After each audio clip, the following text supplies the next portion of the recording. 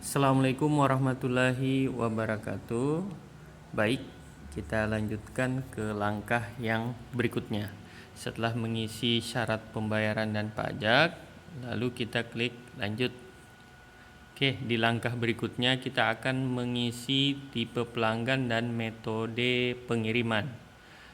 Oke, untuk tipe pelanggan kita lihat ke informasi perusahaan. Di sini tampak tipe pelanggan terdiri dari dua, yaitu umum dan khusus.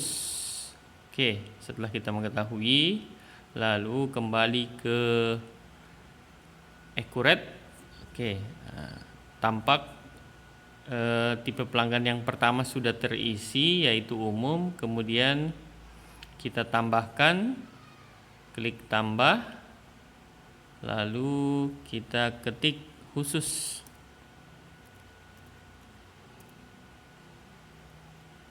Oke, klik oke. Ya, berarti tipe pelanggan sudah terisi. Lalu kita mengisi untuk metode pengiriman. Ya, metode pengiriman, kita kembali ke informasi perusahaan. Nah, di sini metode pengiriman terdiri dari 3, ada mobil box, kurir atau dengan sepeda motor, dan yang terakhir adalah angkutan prima. Baik, kita kembali ke accurate untuk menginput satu persatu metode pengiriman. Kita mulai dari mobil box.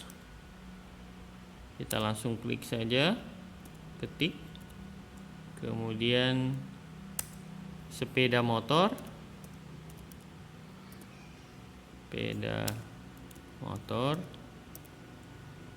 oke. Yang terakhir angkutan prima,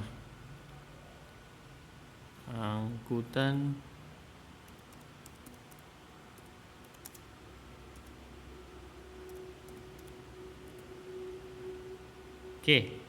Jadi selain dengan memilih menu tambah, untuk menginput metode pengiriman kita juga bisa langsung mengetik pada bagian kolom yang tersedia. Ya, jadi kita telah menginput ketiga metode pengiriman: mobil box, sepeda motor, dan angkutan prima. Ya, lalu kita klik lanjut, pindah ke tahap berikutnya. Oke, di tahap berikutnya kita akan mengimpor daftar pelanggan. Nah, tampak di sini daftar pelanggannya masih kosong. Oke. Nah, untuk mengimpor berarti kita harus memilih klik di sini untuk impor dari berkas. Ya. Tab yang muncul seperti ini. Nah, semua masih kosong. Ya. Nah, selanjutnya kita terlebih dulu cek database tentang pelanggan. Oke, nah, di sini database tentang daftar pelanggan telah tersedia. Kita kembali ke accurate, ya. Lalu kita klik folder, mengarahkan di mana kita menyimpan file database-nya. Oke. Data Excel Mandiri Furnitur, ya. Kita ubah tipe filenya menjadi Excel. Kemudian kita pilih daftar pelanggan. Oke.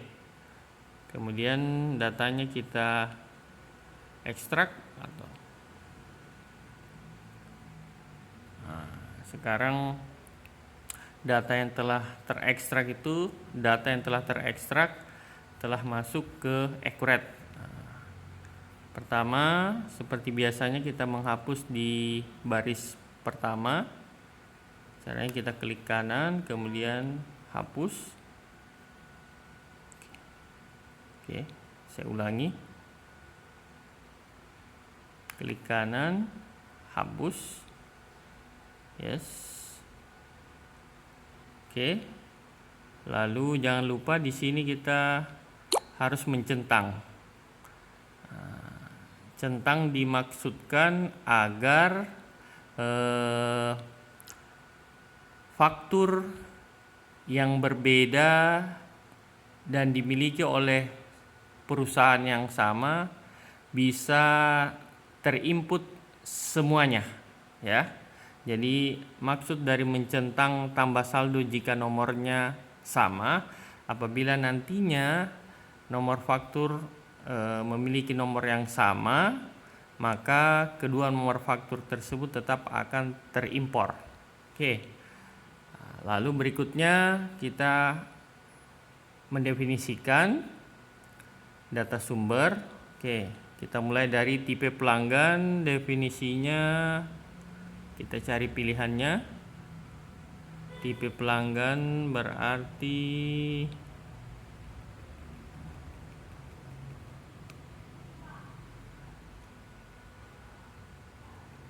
oke, ini ada tipe pelanggan. Ya, muncul ada pilihannya. Kita sesuaikan sumber dengan definisi. Berarti umum dengan umum dan khusus dengan khusus. Oke. Lalu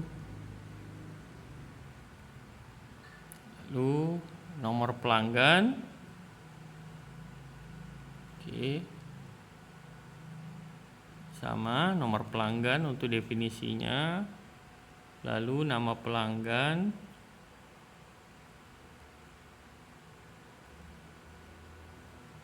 Definisinya adalah nama pelanggan, kemudian mata uang,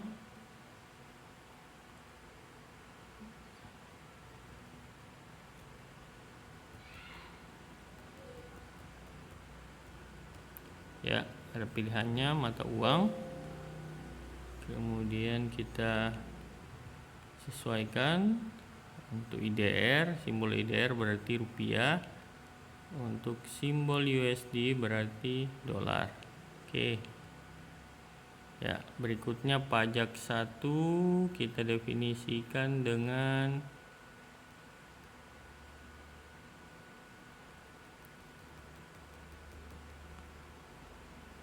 pajak pertama. Oke.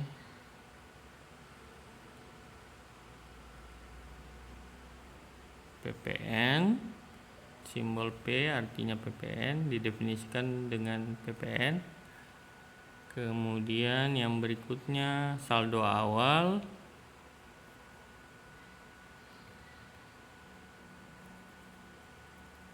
Saldo awal definisinya adalah saldo awal.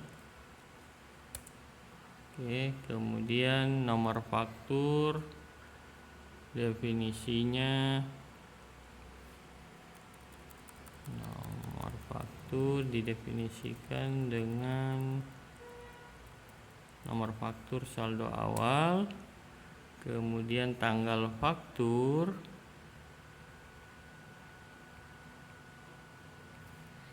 dengan saldo per tanggal. Kemudian termin atau biasanya diistilahkan dengan syarat pembayaran. Definisinya adalah syarat. Oke. Sini syarat yang di awal telah kita input ada 2. Yang pertama adalah COD. Kemudian yang kedua adalah net 30 atau jangka waktu 30 hari. Oke, berikutnya NPWP. Oke, definisinya nomor pajak. Oke, kemudian NPPKP.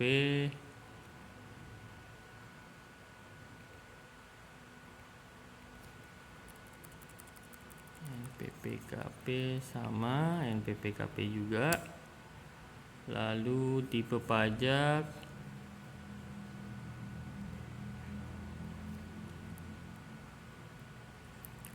berpajak. Oke.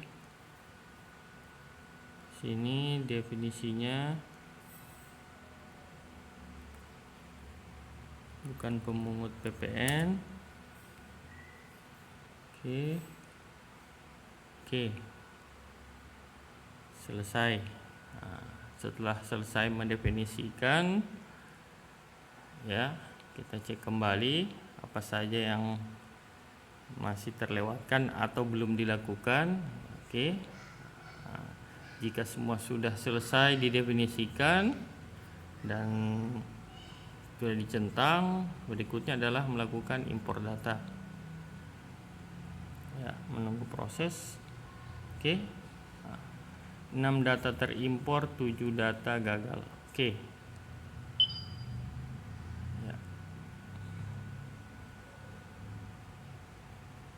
Ya, ternyata dari informasi tersebut semua data yang telah kita input berhasil kita import ke Accurate, meskipun infonya berbeda dengan apa yang tampil di bagian daftar pelanggan.